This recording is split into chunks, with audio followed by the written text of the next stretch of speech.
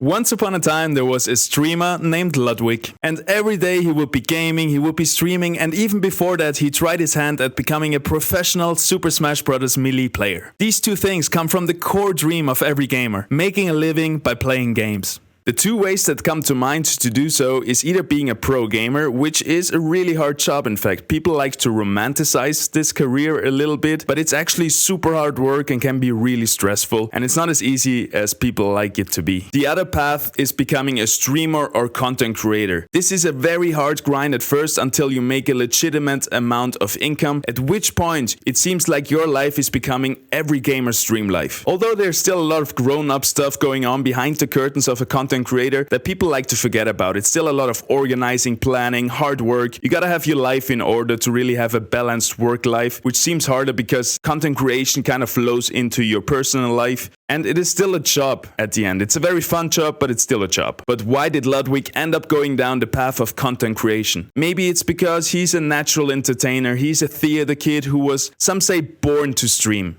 But maybe it's also because he was just not good enough at gaming to become a pro, like 99.9% of all the gamers. In every gamer, there is this sleeping desire inside of them to be the best. So even though we can agree that Ludwig made it, he still has this little flame burning inside of him to be a pro gamer. It is similar to how every soccer player would like to be in Messi's position, or every quarterback would like to be Brady. That is one of the reasons why the Web3 space blew up so big, because it gives the illusion to people that by casually doing something, you can become a pro at it and earn your living at it. Normal people could just hop into a crypto coin, and by casually trading and investing, they could make millions. Normal people could just casually make millions by gambling on NFTs. Play-to-earn crypto games seem to offer the pro gamer life to just casual players. Until reality hit, the bubble burst, and we realized that most of it is built as a pyramid scheme. Get in early and get paid out by people who got in behind you. You had this effect with most of the NFT projects, with most of the crypto coins, and also with play-to-earn games, for example the big ones like Axie and many others. All of this was not built to infinitely scale into future and build a long-term income. Axie, for example, one of the biggest play-to-earn games, has to deal with massive inflation. And on top of that, there is a flood of scammers attracted by this Web3 space. People constantly lose trust in it because of that. We have even seen some celebrities using their fame to scam people, which makes it that much harder to trust anybody in the space. Coming back to Ludwig, like most modern-day people, he stands behind crypto nevertheless. He believes it's a great invention in general. Decentralization is the big keyword that drives our imagination. We need no more banks to store and handle our money. We can send our money from one side of the planet to the other side in seconds with minimal fee attached. This really brings the whole planet closer together, like other inventions like the plane or the internet did. This is probably one of the reasons why Ludwig got heavily sponsored by one of the biggest crypto exchange platforms. At one point this stopped, but he still explained that he still stands behind the crypto exchanges in general. But one day Ludwig realized that the Web3 space is just full of scammers, and it's very risky to promote anything because you run the danger of promoting something that looked very legitimate at first but then turned out to be a scam or something like that. We had countless examples of that, for example FTX and Terra Luna. Because of that, he slowly backed out of supporting Web3 in general, and he is now openly against any crypto projects, calling them 99.9% scams. Which is probably true, to be fair.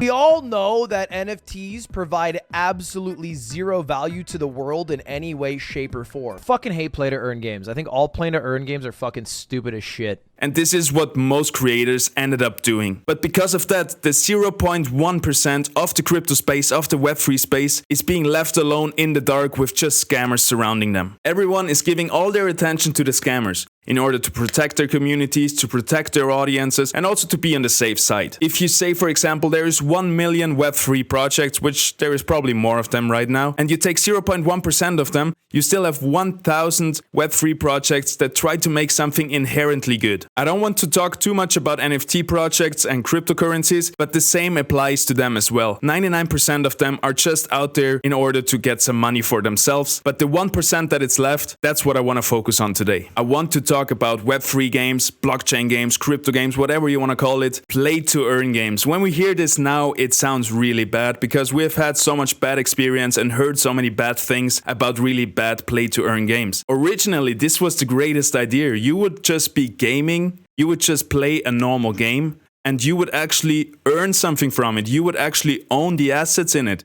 It would not be like you throw thousands of dollars at the company to get some skins that don't do anything for you, and at the end of the day, you wouldn't even have ownership over those skins. You couldn't sell them or actually sell your full account if you move on to another game. So this is inherently a really, really good idea to have actually full ownership over your account, over your in-game assets, and everything you build in this game actually belongs to you. I don't think play to earn is solely about earning a living, which it ended up being, and it ended up being a pyramid scheme and everything. I think play to earn is earning something out of playing the game, and this something is ideally the assets of the game. The character, his weapons, his items, they actually belong to you, and they don't belong to the company that you're already paying so much money for to play the game or to get the skins or whatever. Yes, there are thousands of scammers out there, but why do we only shed light onto them? To protect others to not fall for the trap? That's fair. But it should also be fair to give some attention to the projects and to the goodwill actors who actually try to build something great for the gaming community. So that is what we're gonna do right now. We're gonna shed some light on a scammer, which we're gonna take CryptoZoo as an example, and then we're also gonna give some attention to a very good Web3 gaming project, my favorite one in the space, which is Illuvium. CryptoZoo did a pre-sale for all their in-game assets. So all those CryptoZoo eggs, you had to buy them way before there was any game in sight. Essentially making people fear of missing out, FOMO in.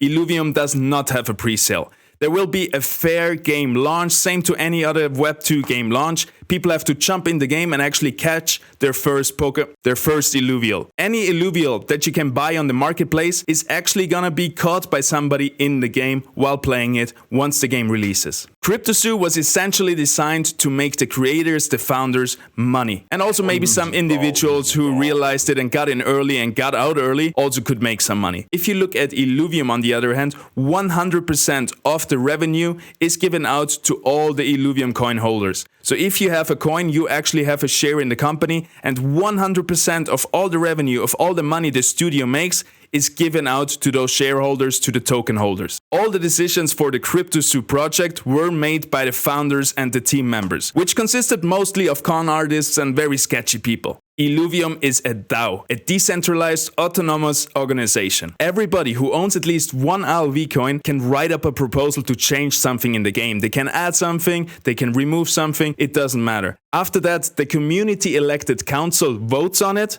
and that's how game-changing decisions are made in Illuvium. The CryptoZoo art never emerged, but the previews that we got were pretty bad. It looked like something that somebody with the help of an AI could have done in like 2 hours. In Illuvium, the art is actually hand-drawn. And all of the art, all of the animations are the best I've ever seen in any Web2, Web3 game. Just look at this.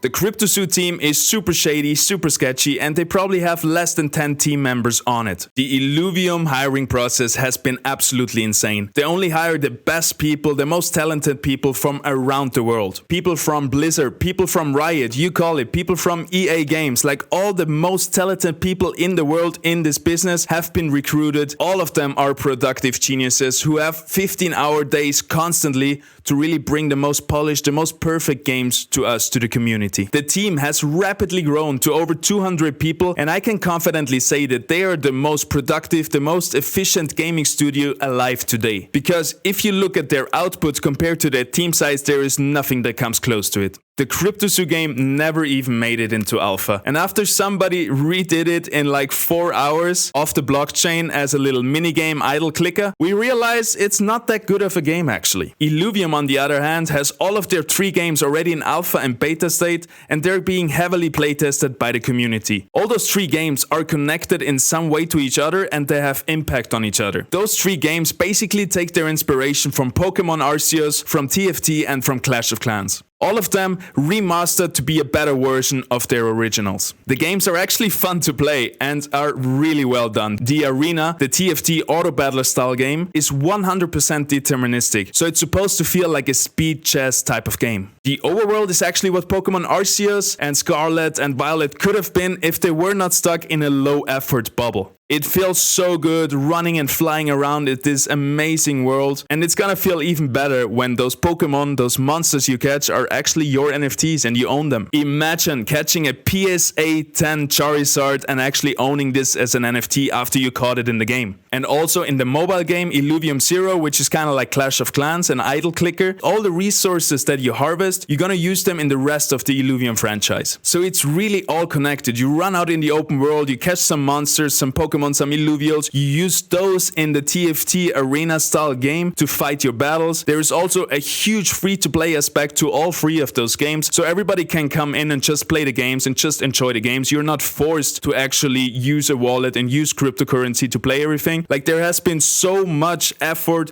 and so much focus on the free-to-play part of it. It's unbelievable. It's unreal. And all of this is built on a layer 2 Ethereum solution with Immutable X in order to have zero gas fees and seamless transactions. You're gonna have an in-game marketplace, and it's not gonna feel like your usual wallet shenanigans. Everything goes seamless. Then it is like buying skins or buying Pokemon cards. You wanna invest a little bit to get a little bit in return. But in this case, everything you return actually belongs to you. It's your NFT. It's not like skins that you never earn and you have no ownership over it, which is super important. This is the main part for me because I come from a lot of gaming and I've spent countless of days, of weeks in World of Warcraft, in League of Legends, you name it, CSGO, whatever. Well, CSGO was kind of good with the Steam Marketplace, but everything else, I just spent hundreds of hours and everything in it, and at the end I didn't own it, I couldn't trade it, you never had any right to it. That was just awful, and then a new patch came out and all the stuff was useless anyway, like a new add-on came out and you just got reset. In Hearthstone, I spent hundreds,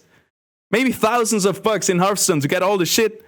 And then after a while, it just gets reset and all your stuff is useless. And you can actually never get rid of your account or get any money back because you are not able to sell the account realistically. So this is huge for me. Like that's why I'm so into this thing.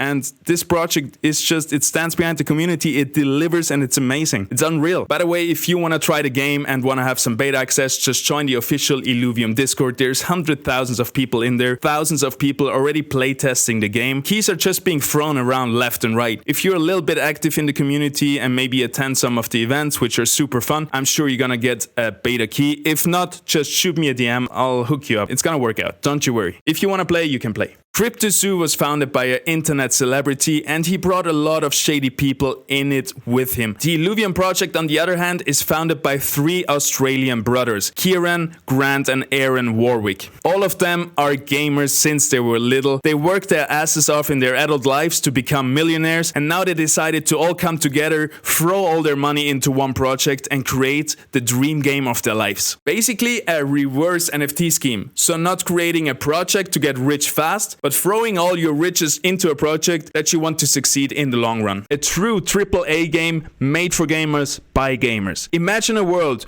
where in your Pokemon game you catch a Pokemon and at the same time it's actually a Pokemon card with a rarity. That's their dream and that's what they're doing. By everything they do, they just blow me away. They strive for perfection in everything they do and it really shows. Those 3 Australian founder brothers are an extremely good bunch with big hearts and all their passion in this project. They're freaks of nature in what they're doing, they're really talented, and they have accumulated a very talented and freaky team around themselves. By freaky, I mean really, really good, freakishly good in what they're doing. There's so many good talents in this team, and it's absolutely insane to see it, and it's so nice to see really real people. In every interview, in every AMA, one of the brothers and one of the team members too, you can just see a real person that is passionate for what they're doing. So just to seal the deal on any naysayer still out there who is still trying to find out if Illuvium is a scam, if I'm trying to get you into some scammy stuff. Just a little example. Last January, the Illuvium community was hacked. Hackers stole millions, literally millions of staked coins from the Illuvium community, and in response to that, the founders themselves, from their own pocket, reimbursed the people who got hacked. They didn't have to do that, they just did it as an act of decency, because they thought it was the right thing to do, and they just took their money to reimburse everybody who got hacked, which is, I think, amazing and really shows you what it's all about. In this video, I tried to bring some attention to the good that is happening in Web3, because with all the scammers and all the bad stuff happening in it, we often forget about it. But please, still stay safe out there. There is so many scammers out there. But you know where also there is a lot of scammers? In the internet. We just learned how to use it safely. I hope you enjoyed this. If you want to check out some Illuvium gameplay, I got some for you somewhere on the screen. It's popping up right now if you want to check it out. That's what I usually do. I'm just playing Illuvium, making content about it. And yeah, subscribe. Much love. Peace out. Adios.